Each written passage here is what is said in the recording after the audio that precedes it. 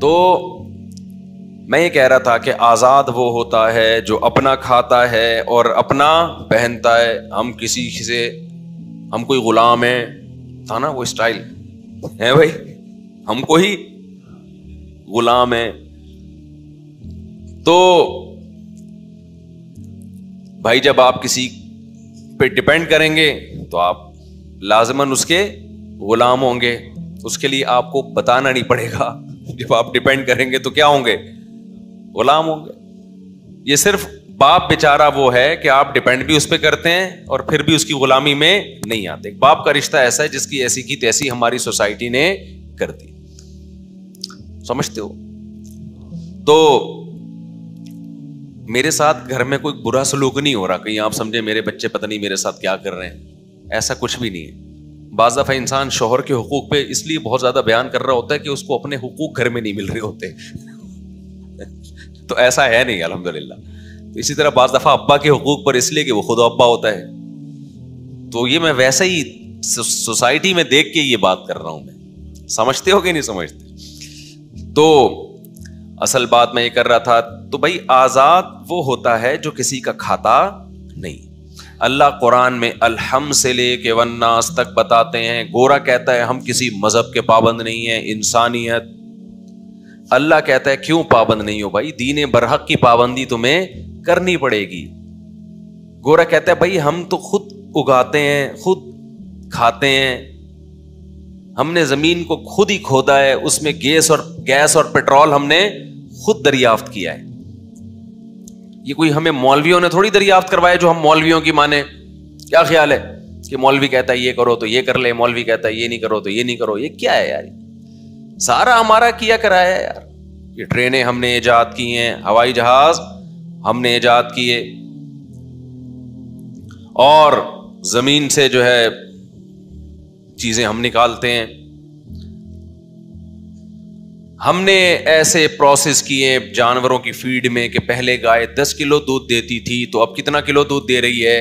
20 کلو دے رہی ہے. اور ایسی چیزیں, ایسے انجیکشن آ رہے ہیں کہ گائے کم رہ جائے گی, دودھ زیادہ ہو جائے گا. دودھ سے گائے نکلے گی. ابھی تو گائے سے دودھ نکلتا ہے نا, جو اسپیڈ ہے. ہم نے یہ جو فارمی چکن ہے, خدا نے تو دیسی مرغیاں پیدا کی تھی. وہ دیسی مرغیاں اتنے عرصے میں بڑی ہو کے پھر لوگ اس کو کھاتے تھے. ہم نے انسان کی خوراک کی ضرورت پوری کر دی اور کراس بریڈنگ کر کے اور فیڈ ویڈ ایجاد کر کے جس بچے نے 1 سال میں جا کے بالغ ہونا تھا وہ 2 3 مہینے میں گن پوائنٹ پہ کیا ہو رہا ہے؟ مرغی کا بچہ بڑا ہو رہا ہے. وہ رہ ہی نہیں سکتا چھوٹا, بڑا اس کے باپ کو بھی بڑا ہونا ہے. پہلے مرغیاں ہماری دیسی مرغیاں آ کے دیکھ لو 3 4 5 6 انڈے دیں گی, وہ بھی دعائیں مانگ مانگ کے, منتیں مان کے کہ یا اللہ اس کو انڈا دینے کی توفیق عطا فرما دے. اس کے بعد مور تو دے ہی نہیں رہا, 2 سال ہو گئے. میں کہہ رہا ہوں یار یا تو یہاں تو انڈے دے ورنہ نکل یہاں سے بھائی, تو فری پھوکٹ میں کھائے جا رہا ہے, مور بھی مورنی بھی. اب ہمارے ماموں تھوڑی لگتا ہے یہ جو ہم اس کو کھلا رہے ہیں. کیا خیال ہے بھائی؟ انڈے دے بھائی, تو جس سے میں نے خریدے تھے اس سے میں رابطہ کر رہا ہوں یار. 1 سال ہو گیا, تم نے کہا تھا بالغ ہونے والا ہے, یہ مور بھی مورنی بھی, سال ہو گیا بھائی. تو دیسی چیزیں تو ایسے ہی کرتی ہیں. کیا خیال ہے؟ پھر انڈے دینے کے بعد مرغی بیٹھے گی, اس کی مرضی ہے چوزا نکلے نہ نکلے. پھر چوزا نکلنے کے بعد بڑے ہونے میں اتنا ٹائم لگائے گا. سائنسدان کہتے ہیں ہم نے کیا کر دیا معاملہ آسان, مرغی انڈے پہ انڈا دیے جا رہی ہے, بریک لگا ہی نہیں رہی, 2 انڈے نکل رہے ہیں اور انڈے کا سائز بھی بڑا ہے جی, اور کڑک ہو کے بیٹھ ہی نہیں رہی انڈوں پہ, دے ہی جا رہی ہے. اس کا فیملی سسٹم بھی تباہ کر دیا بھائی, اپنا تو کیا ہے. کیا خیال ہے؟ نیچرل ماحول میں جو مرغی پلتی تھی 21 دن انڈوں پہ بیٹھتی تھی, ایسی انڈوں کی حفاظت کرتی تھی, اس کو یہ اللہ نے احساس دلا دیا کہ یہ تیرے بچے بنیں گے. پھر وہ بچے 12 13 چوزے نکلتے تھے. مرغی کے جناب سینہ تان کے چلنا, اب کسی کے باپ میں دم میں تو قریب آئے. اب تو مرغا پٹتا ہے اس سے, ان بچوں کی وجہ سے مرغا پٹتا ہے اس سے, چیل کووں سے لڑ رہی ہے. ایسا کانفیڈنس, جہاں جہاں جا رہی ہے چوزے اس کے پیچھے پیچھے. بڑا خوبصورت منظر ہوتا ہے وہ, پال لو ہمارے مشورے پہ, مزہ نہ آئے پیسے واپس. یہ نکلو پبجی جیسے فضول بکواسات سے, نیچرل لائف کی طرف آؤ, بڑا سکون ہے اس میں. 4 شادیاں ہوں, دبا کے بچے ہوں, جانور پالو, بزنس بھی کرو, ایسا نہ ہو کہ بچے ہی پیدا ہو رہے ہیں. یہ نیچرل لائف ہے یار, بڑا مزہ ہے اس میں. اپنے بچے بہت پیارے لگتے ہیں, دوسروں کے نہیں اچھے لگتے. ویسے تو دوسروں کے بھی بہت اچھے ہوتے ہیں, لیکن جو آپ کہہ رہے ہو نا اتنے بچے کیسے پالے گا, تیرے نہیں ہے نا. تیرے ہوتے تو کہتا یار ایک بھی نہیں دیتا آدمی, کسی کو نہیں دے گا. بیزار ہو کے یار میں بہت تنگ آ گیا ان بچوں سے, یہ پڑوسیوں کو دے دو. کہیں گے نہیں بھائی یہ نہیں, وہ پھر ایسی محبت ہوتی ہے انسان کو. لوگ کہتے ہیں نا بچے نماز میں, آج میں دعا مانگ رہا تھا صبح کو سحری کے وقت میں, تو وہ چھوٹی بچی بالکل بولنا بھی نہیں آتا, اتنی شرارتیں کر رہی تھی, قابو میں نہیں آ رہی تھی وہ.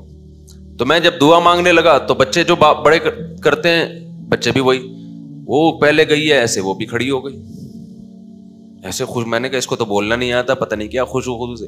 پھر جا کے دوپٹہ لے کے آئی ہے, ایسے ایسے لپیٹا ہے اس نے دوپٹہ, جا کے پھر کھڑی ہو گئی. تو مجھے یہ منظر بچوں کا بڑا اچھا لگتا ہے. لوگ کہتے ہیں بچے نماز میں آگے گھوم رہے ہیں, ڈسٹرب ہو رہے ہیں. بھائی بچے نماز میں آگے پیچھے گھومیں, سر پہ بیٹھیں, پشت پہ آ کے بیٹھیں, اس سے اللہ کی محبت بڑھتی ہے. اس سے نماز میں میرا تو یہی حال ہے کہ خشوع و خضوع کم نہیں ہوتا بلکہ بڑھتا ہے. اللہ نے بچے کے چہرے پہ جو لکیریں رکھی ہیں وہ الگ ڈیزائن کی ہوتی ہیں. وہ ایسی لکیریں کہ ماں باپ کو اس کی طرف بہت زیادہ کھچاؤ پیدا ہو. اس کو کہتے ہیں چائلڈ اسکیما. بچوں کے چہرے پہ نا ایک خاص قسم کی لکیریں ہوتی ہیں جس سے ان پہ ترس بھی بہت آتا ہے اور ان پہ پیار بھی بہت آتا ہے. وہ لکیریں بڑوں کے چہرے پہ نہیں ہوتی. تو میں سوچ رہا تھا کہ یہ کائنات خود بخود بنی ہوتی تو بچے کو چونکہ محبت چاہیے نا, وہ کمزور ہے, وہ نہیں پل سکتا جب تک ایسی محبت نہ ملے. تو خدا نے اس کے چہرے پہ لکیریں ایسی ڈال دی ہیں, وہ ڈیزائن ایسا بنا دیا کہ اس کی طرف دل مائل ہو. یہ خدا نے پیدا کیا, اگر یہ آٹومیٹیکلی ہوتے خود بخود ہو رہا ہوتا. فطرت اتنی ذہین تھوڑی تھی کہ بچے کی شکل کیسی بنانی ہے, اس پہ لکیریں کیسی لے کر آنی ہے. نیچر نے خود تھوڑی کر سکتی ہے یہ. تو اس سے خشوع و خضوع کم نہیں ہوتا, کیا ہوتا ہے, بڑھتا ہے. ہاں مسجد میں نہ لایا کریں کیونکہ آپ کا خشوع و خضوع بڑھے گا, محلے والوں کا نہیں بڑھتا اس سے. جو شرارتی بچے ہوتے ہیں نا ان کی بات کر رہا ہوں. آپ کو تو اچھے لگ رہے ہیں نا, پڑوسیوں کو آپ کے نہیں اچھے لگ رہے وہ ڈسٹرب ہو رہے ہیں اس سے. تو خیر جلدی سے بات کو سمیٹتا ہوں. تو گورا کہتا ہے بھائی ہم نے مرغی کا انڈا ہم نے ایجاد کیا, مرغی ہم نے ایجاد کی, اور دیکھو کتنی اسپیڈ سے کیا کر رہی ہے, انڈا ہی انڈا, دودھ بھی پیدا ہو رہا ہے, انڈے بھی پیدا ہو رہے ہیں, تو ہم کر رہے ہیں, تو ہم اپنا کھاتے ہیں. تو اللہ قرآن میں جگہ جگہ بیان کرتا ہے ما کان لکم ان تنبتوا شجرہا, یہ جو بیج جن سے تم درخت اگاتے ہو, نہ ان بیجوں کو تم نے پیدا کیا, نہ ان درختوں کو تم اپنے ہاتھ سے اگاتے ہو, تم تو زمین میں ڈال دیتے ہو. اس کو کہہ رہے ہو کہ میں نے اگایا ہے. اگایا کس نے ہے؟ زمین کا کام ہے, مٹی کا کام ہے, ہر چیز کو کھا کے ختم کر دینا. پورا انسان مٹی میں ڈالیں, تھوڑے دنوں میں فنش. کیا قدرت ہے اس کی, ایک بیج آپ زمین میں ڈالتے ہو, ختم ہونے کے بجائے الٹا پروسیس شروع ہو جاتا ہے, جان آنا شروع ہو جاتی ہے اس میں. فالق الحب والنوا, دانے اور گھٹلی کو پھاڑ ڈالتا ہے وہ. زمین کا سینہ پھاڑ کر ایسی چھوٹی سی کوپل نکلتی ہے, پھر کیسے اسپیڈ سے اوپر جانا شروع ہوتی ہے. ساری کائنات اس کی خدمت کر رہی ہے. سورج اس کو روشنی دے رہا ہے, ہوائیں اس کو اس کی گروتھ کا ذریعہ بن رہی ہیں, اور ٹیمپریچر اس کو گرو کر رہا ہے. پھر کروڑوں اربوں بیکٹیریا ہیں جو اس کی کھاد اور وہ کھا کے نائٹروجن پیدا کر کے اس کی خوراک کا ذریعہ بن رہے ہیں. ایک مخلوق نہیں ہے جو خدمت کر رہی ہے, 20 مخلوق اس کی خدمت کر رہی ہیں. یہ جو ناریل پیدا ہوتا ہے نا, سمندر کی ہوا چاہیے, یہ سمندر کی ہوا کس کی خدمت کر رہی ہے؟ ناریل کے درخت کی خدمت کر رہی ہے.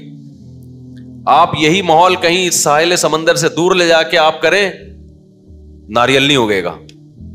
ہر چیز کیا کر رہی ہے؟ خدمت.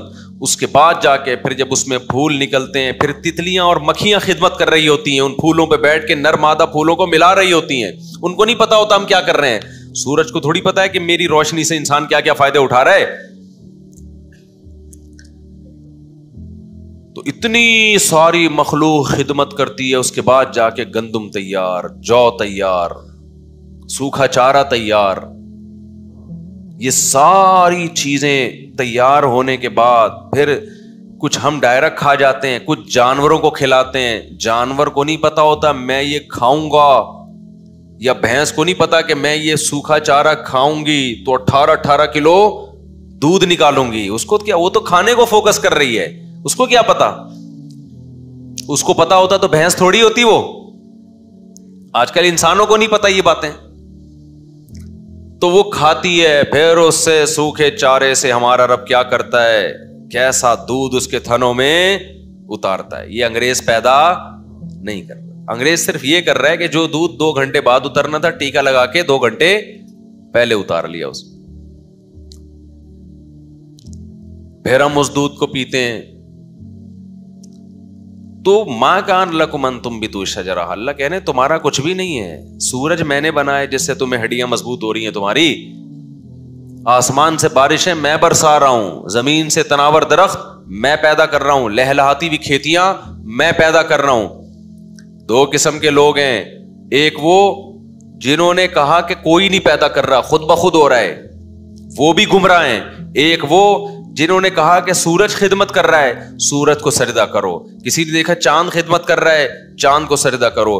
کسی نے دیکھا کہ بھئی یہ درخت ہمارے لیے بڑا قیمتی ہے، یہ درخت ہماری خدمت کر رہا ہے، درخت کو سجدہ کرو. یہاں تک بھی لوگ آئے، انہوں نے کہا میری سب سے زیادہ خدمت روٹی نے کی ہے، روٹی مجھے نہ ملتی میں زندہ نہ رہتا، تو سجدہ کس کو ہوگا؟ روٹی کو ہوگا. میں نے خود ایسے کمنٹس پڑھے ہیں کہ سب سے بڑا خدا تو روٹی ہے، جس کے بغیر ہم زندہ نہیں رہ سکتے. وہ کس کو سجدہ کر رہے ہیں؟ روٹی کو سجدہ کر رہے ہیں. یہ دونوں گمراہ ہیں کہ جو کسی کو سجدہ نہیں کر رہے وہ ناشکرے، جو سب کو سجدہ کر رہے ہیں وہ بھی ناشکرے. قرآن کے الفاظ کیسے خوبصورت، لا تسجدوا للشمس ولا للقمر، نہ سورج کو سجدہ کرو نہ چاند کو سجدہ کرو. واسجدوا للہ الذی خلقہن ان کنتم ایاہ تعبدون، اس ذات کو سجدہ کرو جس نے سورج اور چاند کو بنایا ہے. سجدہ واجب ہو گیا، بعد میں کر لیے گا. تو اس ذات کو سجدہ کرو جس نے اس مخلوق کو، کوئی اور ہے جو یہ سب کچھ کر رہا ہے. سورج کی قدر تو یورپ میں جا کے ہوتی ہے جب سردیوں میں. اس دفعہ میں سردیوں میں چلا گیا یورپ نا، تو لوگ کہہ رہے تھے کہ اس وقت لوگ یہاں سے بھاگ رہے ہوتے ہیں، آپ آ رہے ہو یہاں پہ. لا تسجدوا للشمس، اللہ کہتے ہیں نہ سورج کو سجدہ کرو. انگریز نے کہا کسی کو سجدہ نہیں کروں گا، یہ بھی ظلم کیا خدا کے ساتھ، اپنی ذات کے ساتھ. اور مشرک نے کہا ہر ایک کو سجدہ کروں گا. سورج کو سجدہ کرتے ہیں نا بہت سے لوگ، آگ کو سجدہ کرتے ہیں کہ آگ ہمارے بڑے کام کی چیز ہے. اللہ کہتے ہیں یہ ساری مخلوق انسان کی غلام ہے، اور اس کو غلامی میں لگانے والا کون ہے؟ اللہ ہے. تو سجدہ غلاموں کو تھوڑی کیا جاتا ہے، خادموں کو تھوڑی کیا جاتا ہے. سورج تو تمہارا غلام ہے، سورج تمہیں سجدہ کرے گا، چاند تمہیں سجدہ کرے گا، جانور تمہیں سجدہ کریں گے. اللہ نے فرشتوں کو حکم دیا نا آدم کو سجدہ کرو، اس لیے کہ فرشتے سب سے اونچی مخلوق ہے. تو یہ سائن تھا کہ جب اتنی بڑی مخلوق انسان کو سجدہ کر رہی ہے تو باقی مخلوق بھی انسان کی غلام بن کے رہے گی. سمجھتا نہیں ہے نا بات کو. اور انسان وہ آزاد ہے، وہ کس کا غلام ہے؟ بولو نا، وہ اللہ کا غلام ہے بھائی. تو اگر اللہ کی غلامی سے نکل گئے تو اللہ نہیں چھوڑے گا پھر.